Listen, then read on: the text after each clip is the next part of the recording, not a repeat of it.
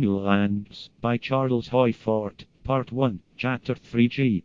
3 comets were predicted to return in 1913, not one of them returned. Monthly Notices, Volume 74, page 326. Once upon a time, armed with some of the best and latest cynicisms, I was hunting for prey in the magazine of science, and came upon an account of the comet that was expected in the year 1848. I supposed that the thing had been positively predicted, and very likely failed to appear, and, for such common game, had no interest. But I came upon the spur of disgrace in the word triumph. If it does come, it will afford another astronomical triumph. Magazine of Science, 1848, page 107. The astronomers had predicted the return of the great comet in the year 1848. In Monthly Notices, April 1847, Mr. Hind says that the result of his calculations had satisfied him that the identification had been complete, and that, in all probability, the comet must be very near.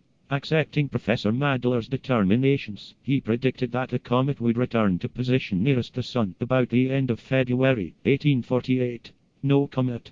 The astronomers explained.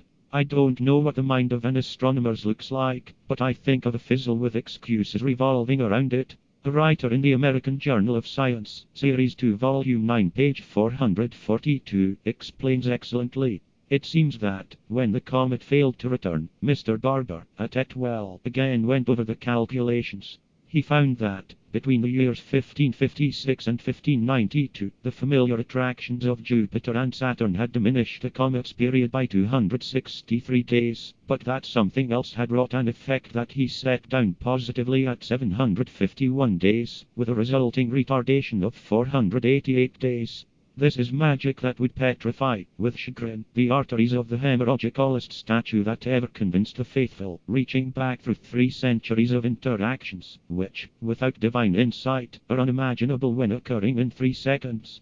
But there was no comet.